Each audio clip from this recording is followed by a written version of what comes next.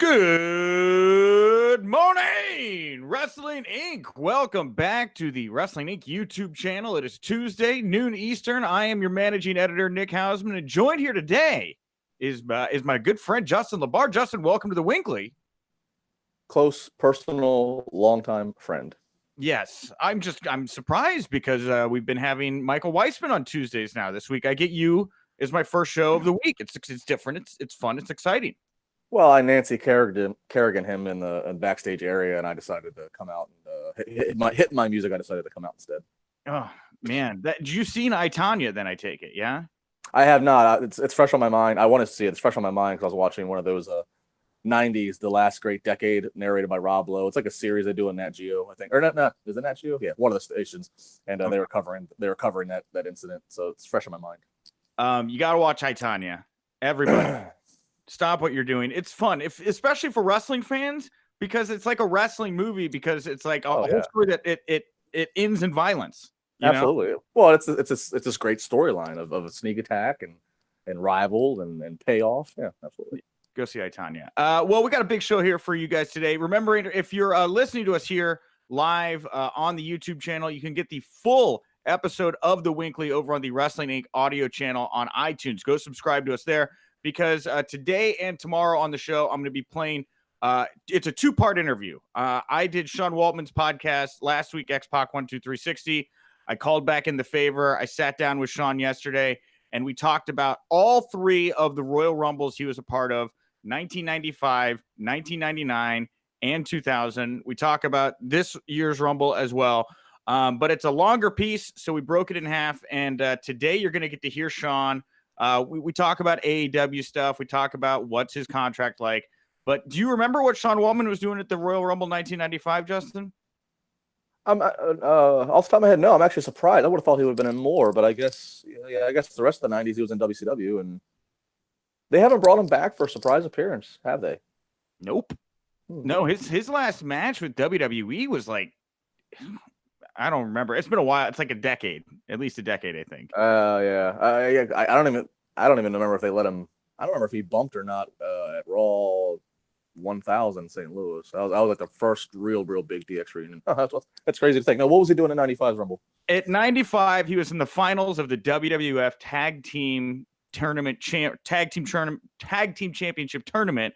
He and Spark Plug Bob Holly took on Bam Bam Bigelow and Tatanka with Ted DiBiase in their corner. And I'm not going to lie, like, of Sean's Rumble appearances, we talk, tomorrow on the show, we'll air the 99 and 2000 talk I had with him. I think his 1995 tag match, because he's so young and just like crazy energy, him and Bam Bam especially worked really, really well together in that match. I think it was a 95 later in the year when he was heel and he had Ted DiBiase. I feel like, or no, I don't know if he was with Ted or not. Was he with Ted? But he was heel later in the year. And that was cool to see him heel for the first time. Yeah, and and we talk about, I don't want to give away the interview or anything, but we talk about how this was like an interesting time for him, because by 95, you had like a flushed out 1-2-3 kid. He'd already beat Razor, he'd done that storyline. Now he's just a superstar, right? So the 1-2-3 kid storylines, we get into it here. There's only a couple of years of them in there. Has there ever been? I'm sure there has been, but if you actually think about Sean's career, to see both ends, like he started out as like the whitest white meat baby face possible, baby face and all, kid is in his name, so young, scrawny, and then eventually evolves all the way to one of the ultimate degenerates in X-Pac. I think it's a great swing. Dude, he's part of everything. NWO, DX, the Cruiserweight division. I mean, Sean is really, he's quite a character. So we'll table the Waltman talk. We can talk a little bit about Sean here at the end of the show. A lot of news to get into here. Again, the WINCLY is Tuesday through Thursday now. And if you want to party with me in Chicago and watch the Royal Rumble, I will be at Duffy's Tavern and Grill hosting the party, giving away some Wrestling Inc. shirts, playing games. I got a cool idea for a Rumble game that's going to involve some booze. So come by and drink with me and watch the Rumble this Sunday, 420 West Diversey, Duffy's Tavern and Grill in Chicago. I want to send out some congratulations as we start the news. Nikki Cross, Killian Dane are now married. Good for them. It's wild. Everybody meets their future husband or wife. I feel like when it's like you get signed to WWE, you get a great contract and potential for love. Yes. Well, I think these two are together well before WWE. Yeah, this is definitely got to be an all-time high of marriages and relationships in the business, which, it's good as long as both parties are still for the same company and you're still traveling together and you're working basically the same kind of schedule. Yeah. But it has its downfalls as well on the other side of things. Britt Baker, Adam Cole, right? Very different, star-crossed lovers at this point, Well, I think Britt will be on my podcast this Thursday. You can hear. I think her and I think they're doing okay. But yeah, I mean, relationships in wrestling can always present a problem potentially. Well, we have some updates here on some folks coming and going in the world of WWE. First of all, Braun Strowman was back in action last night. Wrestled his first match in a while here against Finn Balor. Why are you happy? Why are you so excited about this, Justin? I was just doing my Braun imitation. I don't know if anybody can see it or not. I could see it. I thought that you were just like, hooray! Right. Oh, no. I was just doing my Braun. No. Oh, yeah. Well, it's good. What do you, now that Braun's back and he can wrestle, I mean, I would think he's going to be in the Rumble match, right? You would think, and when you watch that segment, when you watch everything that happened with Braun in that opening half hour, I mean, they put effort to building Finn up and to building the match this Sunday, but they put almost just as much effort into reminding you that there's still unfinished business between Braun and Brock, which they're not going to change the match. It's not going to become a triple threat. It's going to be Finn versus Brock. But so that tells me, based upon where we're at in the calendar year, that kind of really tends to hint towards a Braun Strowman Brock Lesnar match again, potentially at Mania. Yeah, and that's the thing is all the reports up to now have said, Seth Rollins, Brock Lesnar. We've talked about it here on the show. I think that's been what Meltzer said they've wanted to do for a while.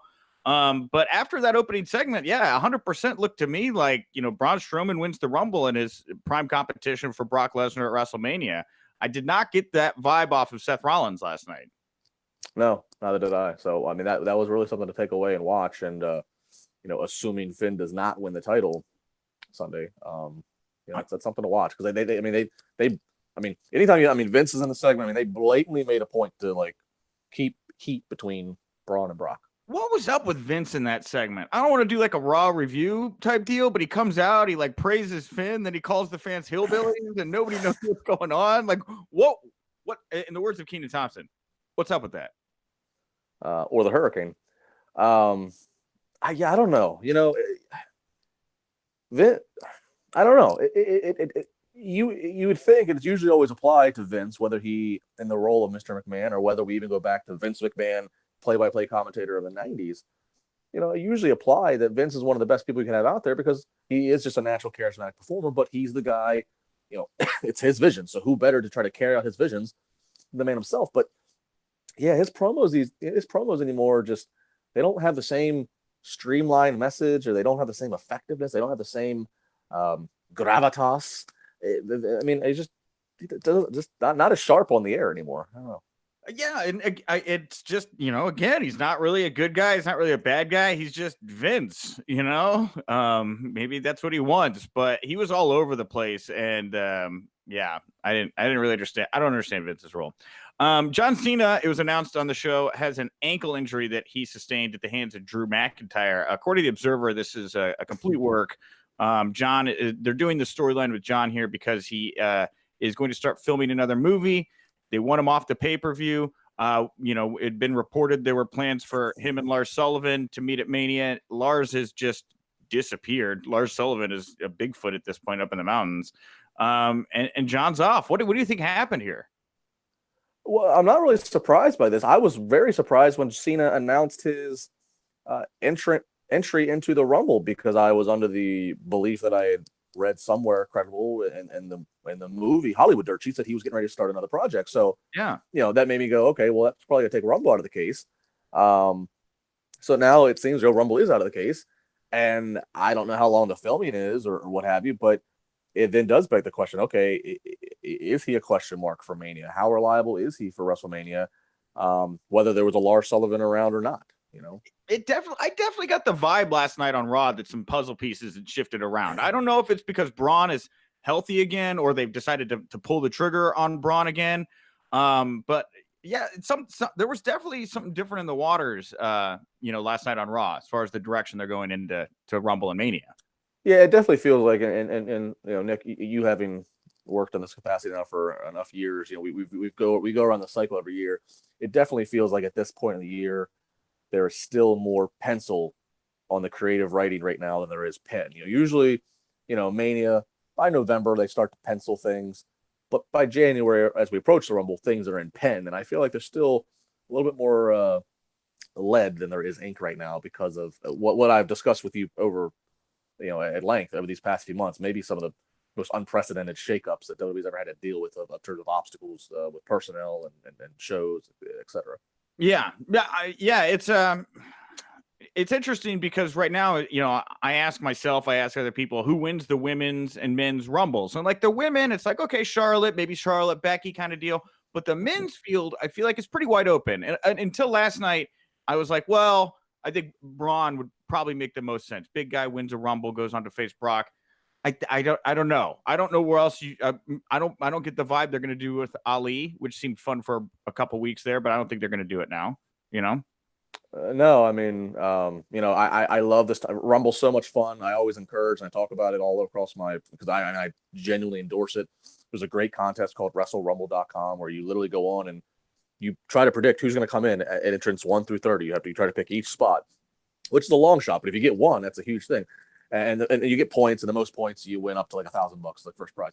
And so like I'm sitting here starting to map out my Wrestle Rumble picks of who I'm going to pick, and it's like, yeah, I mean, Braun is there. Drew McIntyre is there. But like after, Seth, but I don't know, or it's like somebody completely from left field or somebody that we don't know is in the Rumble, like a Lars Sullivan or something like that. Yeah. Well, somebody who came back on Monday night and rejoined Raw was Zack Ryder. Came out, saved his friend Kurt Hawkins from a beatdown he was receiving from the Revival after guest refereeing their match. That's a word garble right there. Happy to see Kurt back, or happy to see Zack back, especially alongside Kurt. These two versus the Revival. That's a fun, fresh group of people that I'm interested in see working together. This is, of course, on the heels of what the Wrestling Observer confirmed this past week, that the Revival asked for their release last week. It's not been granted. They're under contract until April 2020. They did lose to Gable and Rude, but getting to work with your buddies Zack and Kurt doesn't seem like a lot of punishment. It seems like an opportunity to me to step up and show what these guys can do together.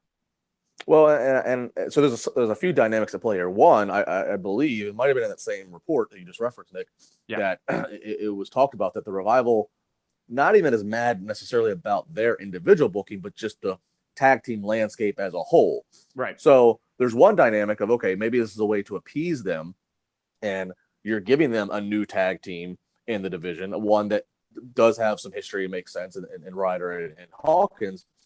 I also think there's a fun dynamic at play with the fact that, the Revival is, the old school gimmick, very, I guess I'll say anti-internet fan, or anti-internet. I think you know what I'm trying to say here. It's kind of like the spark they had with them and the stuff with the Young Bucks, via online. So, Zack Ryder, who was his self-professed internet champion, it's kind of, you're trying to take in that same dynamic of, okay, here's two guys that are kind of like WWE's not doing anything with, and Ryder and Hawkins. They do have online internet support. So let's put them up against what's complete opposite of them in terms of character. So I mean, I think it's a worthwhile move. I'm interested to see if WWE commits to it and where it goes. Yeah, I agree. I really like this group of guys as well for the same reason. They play to that hardcore fan base, and Zack Ryder is in the prime of his career right now. Great shape, the ability to draw if you want to give him some room to run. I'm fascinated to see what happens here. I'm like, of everything that happened on the show, I think this was the thing that I was most excited about moving forward out of the entire show, was just to see what happens with these four. So, another update here from the Observer. Apparently, despite the return vignettes for Kevin Owens as of late, he is not expected back until after WrestleMania. Sami Zayn did that Chris Jericho interview where he said he was still like months away from coming back.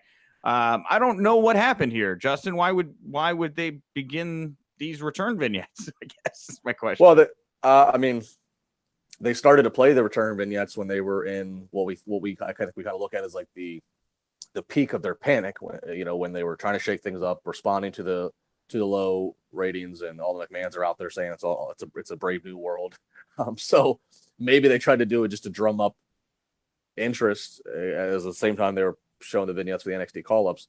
And then maybe Owen said, "Hey, I'm not going to be able to be coming soon. I'm still a few months away. I don't know." Yeah, very odd.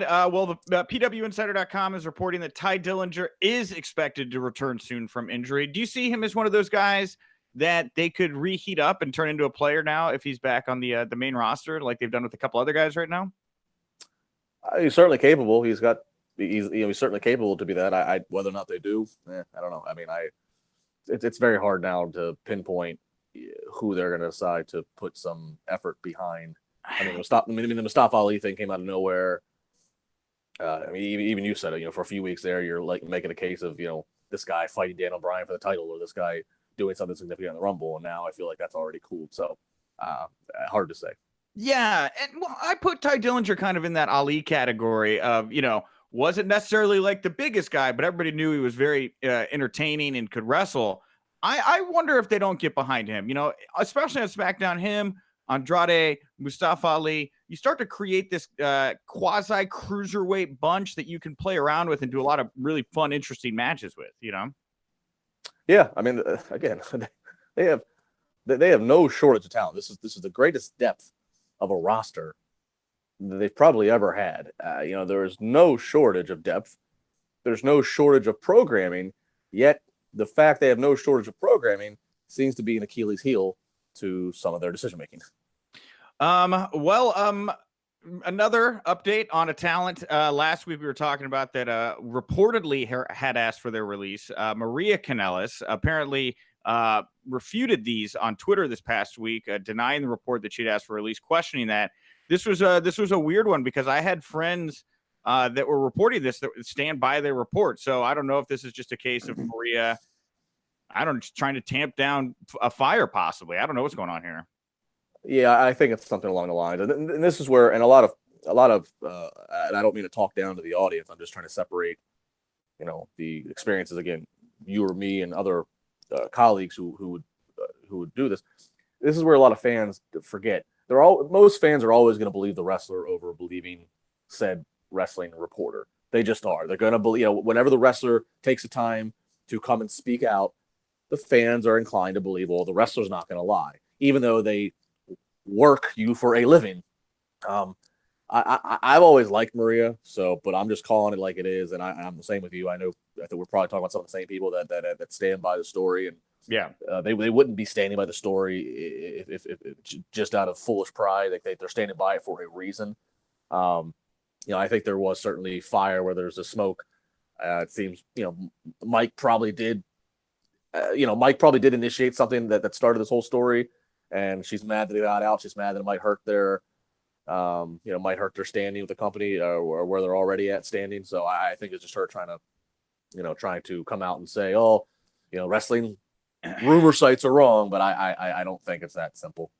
Cody Rhodes said at the AEW rally in Jacksonville, happy wrestlers make happy fans, right? And this is a real issue for me right now as we're going through this fresh start reboot. They want to say, oh, we're pushing Ali or, whoever, we're getting behind Apollo Crews. But the steady drip of stories about guys unhappy right now backstage is really tamping down, I feel like, whatever on-screen efforts they're trying to make at the moment. This next one here from the Observer, last one about kind of backstage unrest, Andrade, who actually did pick up a win over Mysterio on SmackDown, according to Meltzer here, has told his friends Roosh and Dragon Lee, who are brothers, not to sign with WWE, that it's not what it's cut up to be. Blatant. Yeah. So for this story, I'm on the opposite side of things, where a minute ago I was just kind of defending the wrestling news sites and saying, look, the talent aren't always in the right here. They're not always being honest. I'm a little, and is Meltzer reported this, correct? This is from the Observer, yes. Obviously, Dave, like him or not like him, whatever, he should be respected. He's accomplished a lot. He's pioneered and paved a way for sure of covering pro wrestling the fashion it's covered. But I disagree here with his judgment to report that Andrade was the one who says this to, and I forget the other guy's name. I apologize. Rouge and Dragon Lee. Because just report that, hey, a regular SmackDown superstar, if you want to get that specific, SmackDown superstar, told these guys not all it's cracked up to be and warn them. I think it's a little harmful to name Andrade, and then now you're putting his standing with the company or pissing off the office. So that's a judgment call. I think saying that it's Andrade, I mean, yeah, you're getting real specific in your reporting. So I guess from a journalism standpoint, good on you for accuracy. But that's one, maybe I'm just being a little bit too empathetic to the talent. And that's one where I think you could have got the same effect by just saying a regular featured SmackDown superstar told them such. I naming Andrade, I feel a little bit bad. If he got any pushback from the office after that came out. Yeah, I feel like the word you were looking for is livelihood, right? They're taking this livelihood a little bit, into their own hands when you report something like that, And I'm with you. I think you should be careful when you report this stuff. Unless, sorry to cut you off. The only unless Andrade said it to Meltzer, knowingly that he was on the record. Unless Andrade said, "Yeah, I told those guys," but if Dave got this from somebody other than Andrade, I don't think you should mention Andrade's name in the report. That's just my judgment. Yeah. And you're right. Maybe Andrade told him. Who knows? But again, it just it ties together this general story of backstage unrest right now. I don't hear. There was actually like a period, like I feel like 2 years ago, 3 years ago, where there were stories about road life's getting better. It's like your house on the road. They got a kitchen for you. There's a living room, video game systems. It doesn't sound quite so chummy right now backstage at WWE. It sounds like there's a lot of tension, to be honest. Sure. Well, because I think everybody's, everybody's looking at each other like, nobody. It's kind of like mob life. You want to be careful because you don't know when there's a wiretap, where somebody's reading your lips. Like you don't know what. It's kind of like you look at somebody like, so are you thinking about doing something? Are you talking to them? Like, I mean, I think it's kind of that like little bit of mentality, but you got to watch how that gets out. So it's for me, I always go back to the Jericho cruise when I think about this story, because that's where you, other than and even with, you had some of the WWE guys on that cruise, right? You got all the biggest talent out just outside WWE and one boat. Nobody is chaperoning. There are no PR people. These guys are ducking off in cabins together. I feel like there's a lot. I think the boys are way more structured and organized right now than they would let on, because it's just I don't know. There's so many stories flaring up all at the same time. I feel like these guys have known for a little while where or what they wanted to be doing, and I always go back to that Jericho cruise. That's where I would. It may be the closest. It may be the closest that we'll ever get to the boys, to the wrestlers having a union in terms of communicating and working together. Understanding your value, pooling the money together. That's pretty much what it is. Speaking of value, Batista was the latest big name to tease a WWE return. WWE tweeted out a Batista package, and he said, "You ain't seen nothing yet." Of course, he was at that SmackDown 1000 episode a couple of weeks back doing the Evolution reunion. But Batista, what do you do with him? Do you see him at Mania? I mean, I like everybody else. I did after the Evolution tease, but then with the Hollywood rumor that he's getting ready to do that next movie. So it's like, well, that's definitely got to play into a factor again, not knowing the schedule and the pace of filming. You know what? If they did change the plan to go with Braun versus Brock and Hunter's not ready to go, Batista, Seth Rollins, I don't know exactly how you get there, but that's not a terrible matchup for me. No, I mean, it's fresh. You can get there certainly by, Seth has his history with Hunter, right? That's what I was getting ready to say. Seth was kind of like the understudy to Triple H for a time. So yeah, I think that there's something there. It just kind of hit me right then. What would you change direction over there? Something to think about. Observer also reporting that Akam is out right now with a leg injury, not expected back for several months. A big blow to AOP. Drake leaves Drake Maverick available right now, and Ethan Carter, EC3, his buddy, is prowling around backstage. I wouldn't be upset if those two found each other in the next couple open months for Drake. Yeah, this is where it falls to be in a tag team. Is when your partner goes down. Now Razor is just what's he do now? So that's always the fault when you have a tag team. Is you're as much as you need to look out for yourself, you need to look out for your partner to stay healthy and stay whatever because they affect you. Yeah. And if you've noticed, starting last week, 205 Live has started airing live again immediately after SmackDown on the network. PW Insider reporting that this was a Vince McMahon idea. Vince wanted more live programming on the network. So we're back to doing it again here. And by large, I mean, I think that's a good idea. I think it's more compelling live. And I think that the time away of putting 205 Live on Wednesday and now bringing it back when it seemingly has this better air about it with the buzz and Ali and everything, I think the fans will stick around and get excited to watch 205 Live after SmackDown now. Yeah, I mean, when you have your own network, I mean, live's always going to be better. And if they do it at SmackDown at SmackDown TV anyway, so you might as well let it be live. Yeah.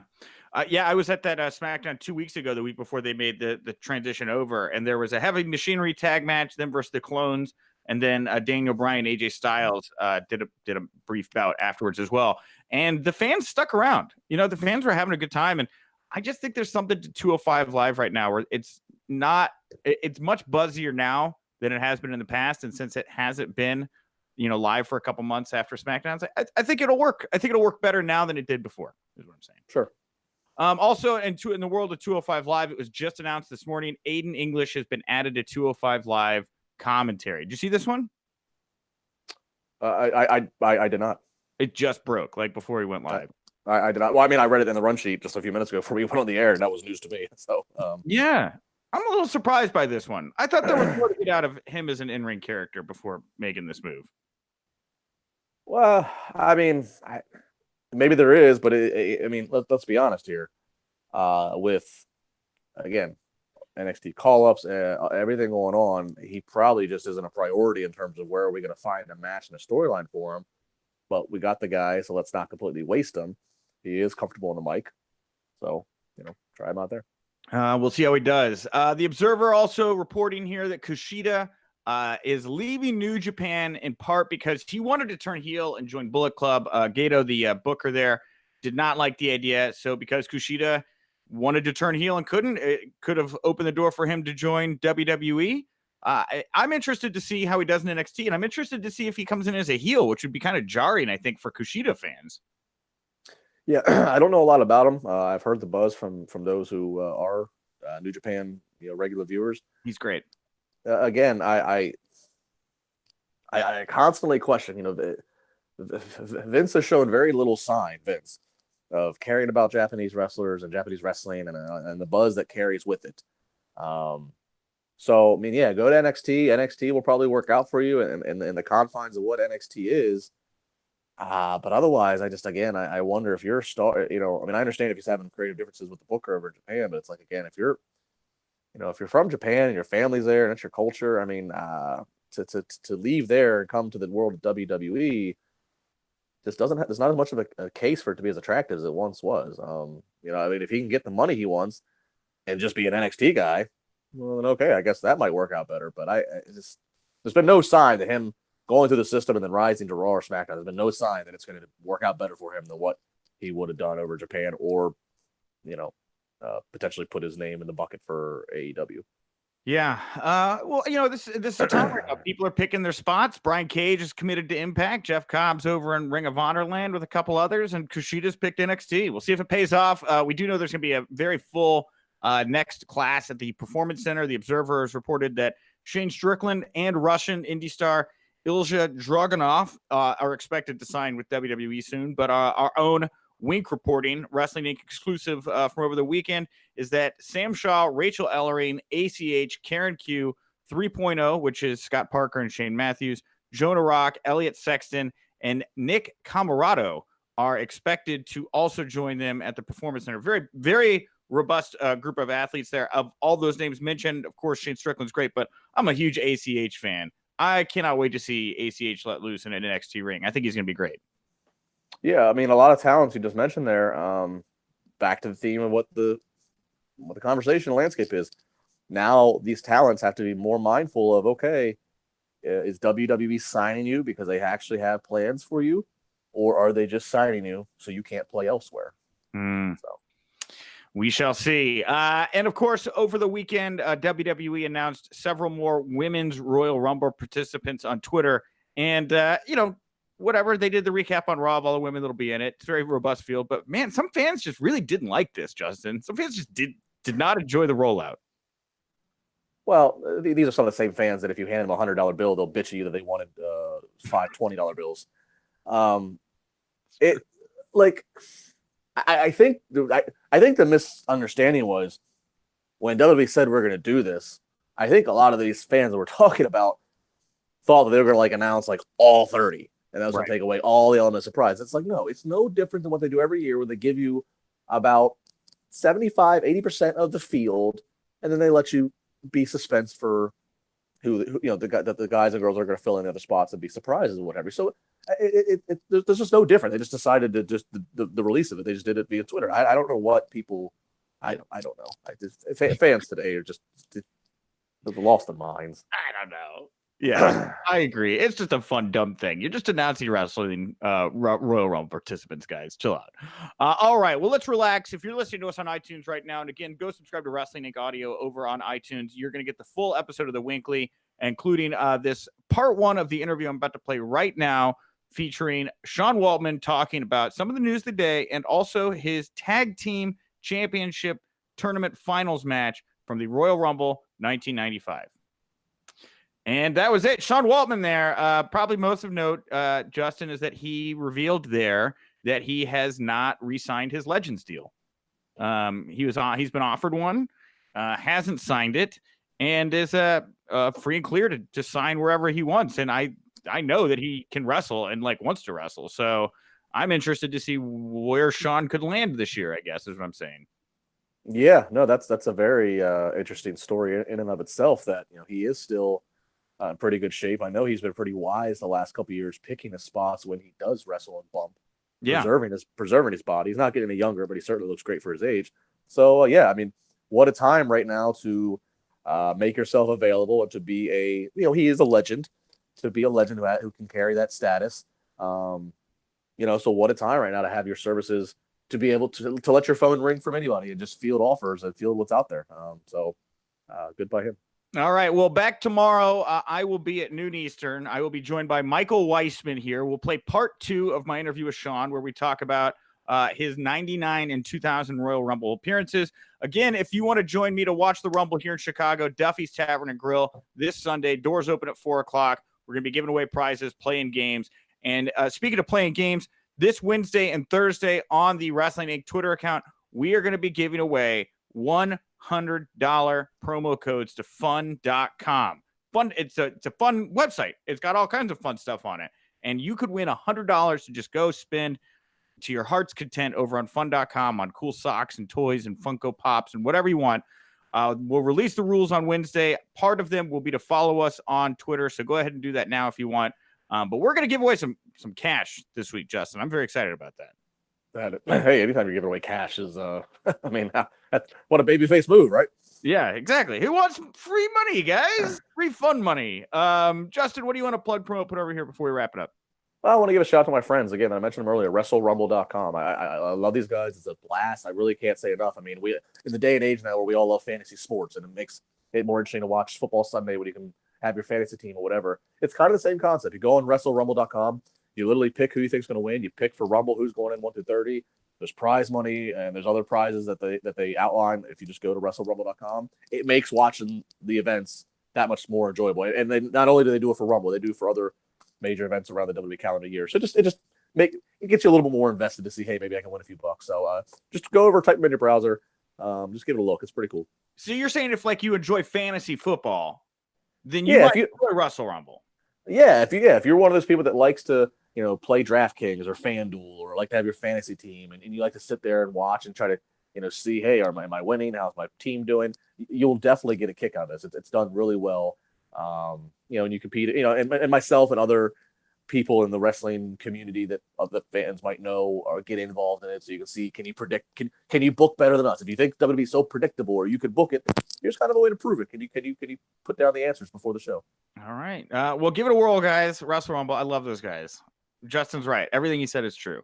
Thank you very much for tuning in. Yeah, I am Nick Hausman. I am at Wink Rebel over on Twitter. Justin, you are at Justin LaBar. Oh, that's right. I always forget. And thank you very much for tuning in. I'll see you tomorrow. And remember, if you winked, you didn't miss it.